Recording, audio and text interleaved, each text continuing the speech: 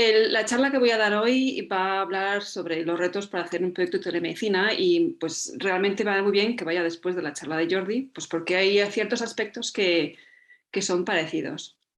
La voy a centrar más en un proyecto de investigación utilizando un estudio descentralizado virtual, pero los retos para hacer telemedicina vais a ver que son, si no lo mismo, son muy parecidos. Pues como sabéis, los estudios clínicos tradicionalmente han sido los que se considera que el paciente tiene que ir al hospital o al laboratorio para hacer las pruebas necesarias. Ahora con el tiempo y sobre todo con el COVID, los estudios se han hecho más descentralizados o virtuales, en el sentido de que los datos se recogen en la casa del paciente, tanto por sensores o aplicaciones, o incluso a través de telemedicina o llamadas virtuales, a través de teléfono o teleconferencias. Luego, por supuesto, están los híbridos en que mezclan las dos cosas. Para los estudios clínicos y virtuales o descentralizados se depende mucho de la tecnología, tanto de las telecomunicaciones como el tener ordenadores o teléfonos, smartphones, conexión a internet, conexión a Bluetooth, etcétera, etcétera. Y también las redes sociales, que eso no nos podemos descontar. Y son particularmente interesantes en pacientes crónicos, como por ejemplo nuestros pacientes de dolor crónico. Estos estudios tienen unas desventajas y unas barreras que yo no lo sé si poco a poco la política va a unirse con la realidad o la realidad va un poco más deprisa que la política, pero el hecho de, por ejemplo, confianza y responsabilidad a la hora del almacenamiento y el manejo de datos, confianza en los datos obtenidos, sobre todo cuando se depende del paciente y cada paciente tiene su manera de entender las cosas y de hacer las cosas, y la adherencia a la hora de recoger los datos. Por supuesto está la igualdad de acceso. En cada uno tiene unas diferentes competencias digitales, diferentes aparatos para acceder de tecnología y diferentes maneras de recoger los datos igual. Y por supuesto está la privacidad, tanto la privacidad a la hora personal, por ejemplo, si hacemos consultas de telemedicina o llamadas telefónicas o visitas a casa, estamos accediendo a un espacio personal del paciente y de su familia, y la recomendación es que siempre sea la misma persona, el mismo investigador o el mismo clínico a la hora de ir al paciente e invadir su espacio personal. Y todos sabemos el problema a la hora de la violación de la protección de datos. Las ventajas, bueno, pues podemos aumentar la geografía de reclutamiento. En el caso que voy a presentar más adelante, la geografía estuvo limitada por el comité ético. Se pudo hacer un estudio a nivel nacional porque se hizo a través de redes sociales. Por supuesto, la conexión a internet depende si estamos en zona rural o en zona urbana. Como bien decía Jordi, a la hora de hacer estudios descentralizados se puede recopilar e integrar múltiples fuentes de datos a través de, por ejemplo, datos objetivos como a través de wearables, subjetivos, diferentes historias clínicas y sobre todo algo muy interesante que son datos cualitativos.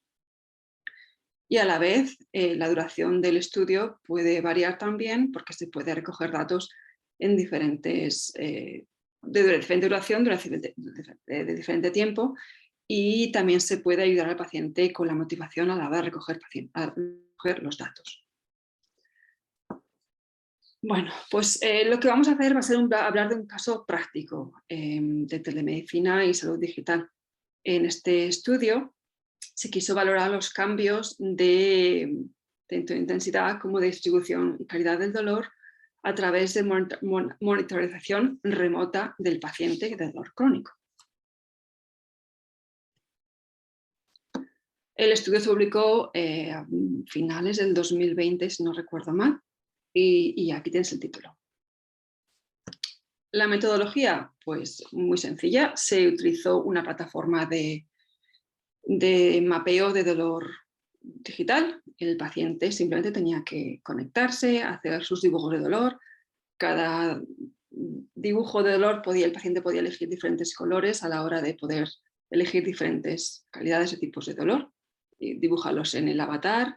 Luego podía poner una escala de la intensidad del dolor, el momento de hacer los dibujos y de media. Y luego también tenía un espacio para poner una pequeña nota, si quería, sobre su dolor.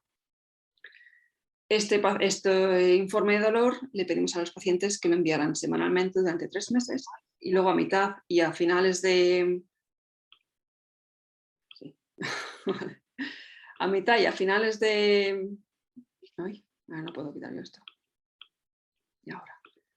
A mitad y a finales del estudio se les pidió a los pacientes que rellenaran unos cuestionarios digitales sobre el dolor y sobre la utilización de la plataforma digital.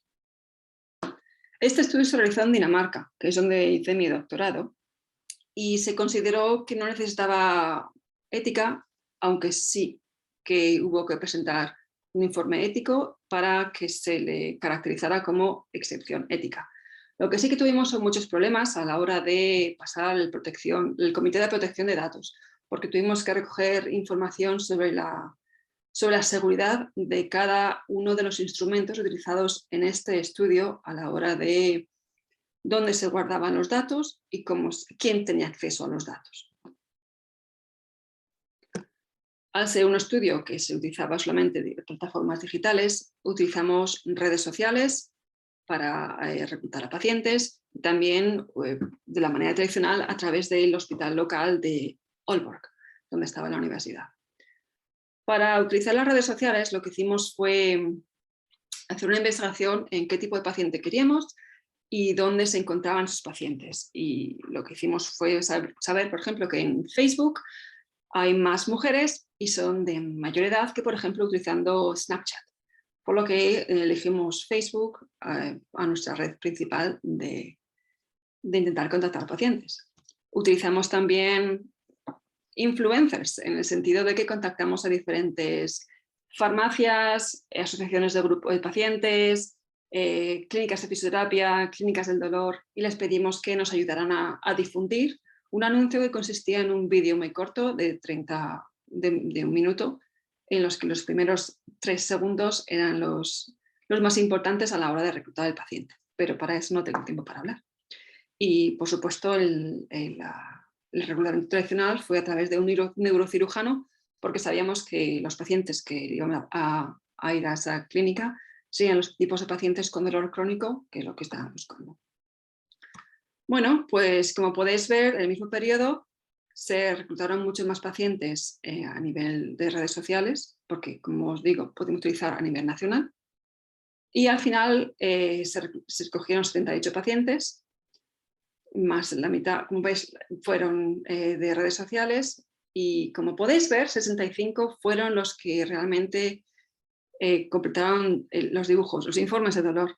Y la razón fue por razones técnicas. A estas alturas, incluso aunque la mayoría de los pacientes sabían que era a través del teléfono móvil o un ordenador, hubieron muchos pacientes que fueron incapaces de utilizar la tecnología para meterse en la plataforma y crear una contraseña. Lo interesante fue que, tal y como esperábamos, la edad media de los pacientes reclutados a través de las redes sociales fue menor que la de los pacientes a través del sistema tradicional, pero también veis que la diferencia no es grande, que seguramente a estas alturas pues puede que haya cambiado. Tampoco quiero meterme mucho en lo que fue los resultados, pero sí que quiero que os deis cuenta que la intensidad actual, que fue la que le pedimos a los pacientes que recogieran cuando estaban haciendo la plataforma, era mayor que la intensidad media, por lo que se podía saber que los pacientes iban a esta plataforma cuando el dolor era más alto del normal. Y lo interesante fue también que en el 20%, hubo unos 223 comentarios con los informes de dolor que estaban unidos al 20% de los participantes. Esos 20% utilizaron los comentarios para justificar la razón por la que el dolor les había aumentado o les había disminuido. Esto fue lo que realmente queríamos recoger, lo ideal, pero la realidad fue muy diferente. Solo el 45% de los participantes enviaron informes de dolor semanalmente tal y como les pudimos. La mayoría de estos pacientes fueron los que fueron reclutados a través de redes sociales. ¿Qué es lo que pasó? Bueno, pues esta es la imagen en la que se puede ver cómo la línea negra va bajando del número de dibujos o de informes de dolor que se enviaron. La barra negra es el número total de pacientes en esa semana. Había pacientes irregulares, por lo que se compensaban los que venían una semana, los que venían otra semana no participaban. Y luego hubo unos pacientes que durante las primeras semanas enviaban 2 o 3 informes semanales al día. O sea, no fueron semanales, sino que fueron al día.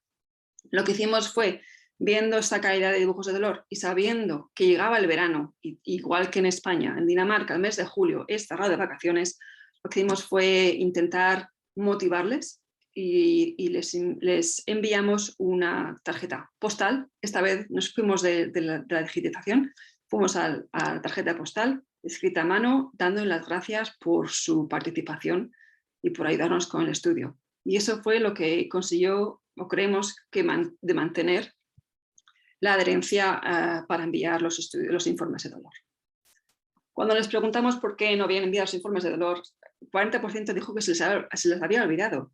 Y eso que les enviamos semanalmente un recordatorio por email para decirles que tenían que enviar un estudio de dolor, un informe de dolor. Bueno, pues uno de los retos más grandes a la hora de interpretar los datos fue metodología. Todos los pacientes recibieron un vídeo de cómo realizar los dibujos de dolor e instrucciones por escrito. Pero como podéis ver, las mismas instrucciones dieron lugar a diferentes comportamientos a la hora de dibujar. El primero, el relleno, fue lo que queríamos y luego pues tuvimos diferentes interpretaciones artísticas del dolor, o quizá era por cómo así sentían el dolor, o quizá era por problemas técnicos de cómo podían dibujar el dolor. La cuestión es que a la hora de analizar los datos, nosotros medíamos los píxeles, por lo que la diferencia era bastante grande.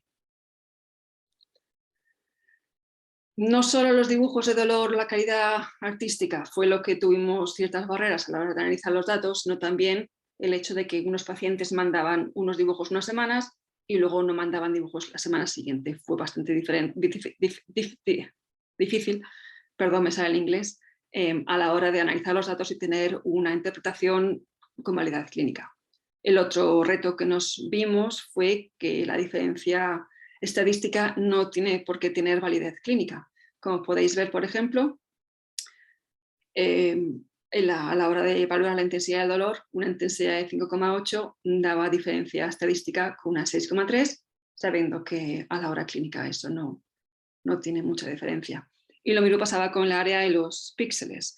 De 4.000 píxeles en el dibujo que pone semanales a 3.200 hay una diferencia estadística, pero a la hora de clínica pues no.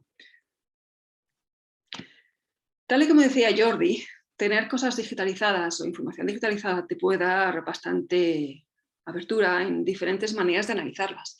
Y una de las cosas que hicimos de exploración fue ver las posibilidades de analizar el riesgo de tener un dolor y un malestar a la hora simultánea. Como podemos, por ejemplo, como puedes ver aquí,